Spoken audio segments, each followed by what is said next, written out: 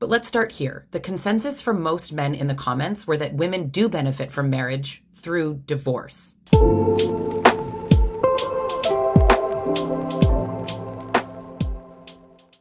The consensus from most men in the comments were that women do benefit from marriage through divorce. So they seem to be in agreement that the best part of marriage for women is leaving. If that were true, which it's not, I think that would make my point. Let's go through finances, child custody, and health. Is marriage worth it for women? The benefits mostly go to men. Currently, over 50% of households have a dual income. I read this as women are taking half of their own stuff. In those households, despite a dual income, women are still doing the lion's share of domestic labor and emotional labor. I already hear some cap going on here. First of all, most of these modern women already admit that they don't cook. A lot of them don't even know how to cook. And then they complain and whine about cleaning because they feel that they bring home just as much money as the man do. So they think they're above coming home and cleaning. So that lead a guy having to come home and clean, and that includes the outside work too. And the next thing is this. How do you put a measuring stick on emotional labor? Some calling cap on this. In a divorce, women's income drops on average by 20%. Divorced men see an average of 30% increase in their income. Post-divorce, 20% of women find themselves in poverty compared to 11% of men. Let's talk alimony. Alimony has been gender neutral since 1979. It's the breadwinner who pays. In the 1960s, 25% of men were paying alimony post-divorce. Today, that number is 10%. And I know the math is right here, but I'm going to say it anyway. 90% of marriages end with no alimony whatsoever. 90 to 95% of the time that alimony is paid, it was settled out of court, meaning a judge didn't weigh in and didn't order it. In the cases where a judge orders it, there's a large discrepancy between the spouse's income and assets. Short marriages are less likely to get any alimony. Judges are looking at if one spouse sacrificed their career or potential earnings. And so if they didn't, alimony wouldn't be awarded. She's talking about women being in poverty after a divorce. You don't see too many homeless women after a divorce because there's too many government programs for women to fall back on, including food stamps and other type of stipends program. But you see a lot of men that end up homeless. So, even though she's spitting out these statistics and things, it just don't match up with what we see with our naked eye. But I can go with her and I can agree with her on the statistics on alimony because most households and most marriages nowadays are financially 50-50. So I can believe that there's not a whole lot of reasoning for most people to be receiving alimony. Now let's talk child custody. Studies show that when fathers ask for custody, they get it. Conversely, as fathers tend not to ask for custody, they don't get it. Most custody cases are settled out of court. For absolute clarity, most fathers are giving custody to the mothers, not losing custody. Do you see the difference?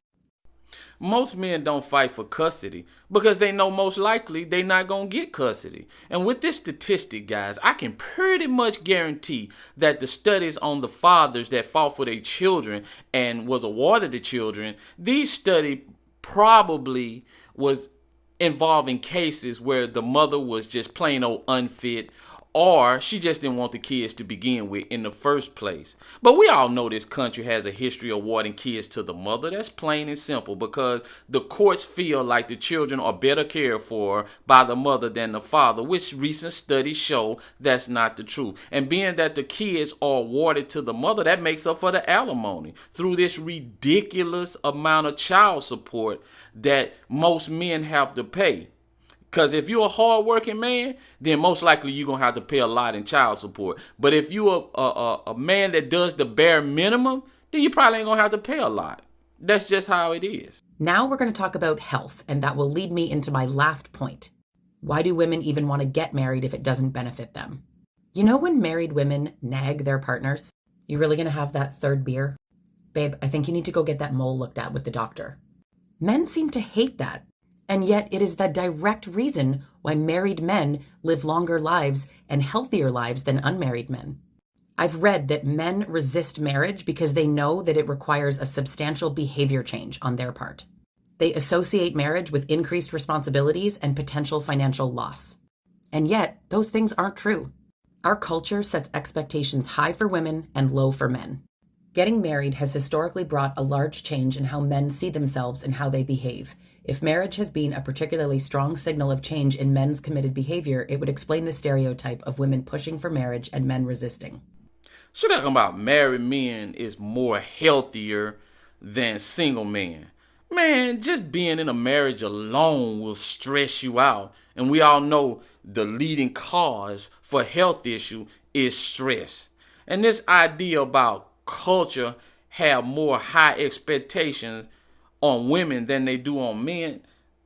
Culture expect women not to be sleeping around all over the place, if you want to call that a high expectation, because we already know that women are not held accountable the same way men are. That's why a woman can do the same crime as a man and get less jail time and less chances of being incarcerated. That's why men are more likely to be homeless. Men have a high suicide rate. So don't tell me about society hold women more accountable or have higher expectation.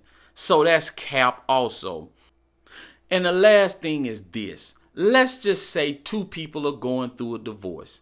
They have children, they have a home, and they both bring in equal to near equal amount of income.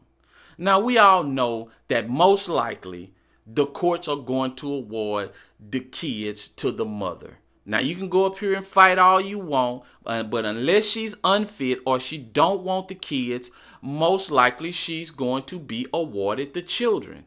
This country has always felt that the children are better suited being cared for by the mother.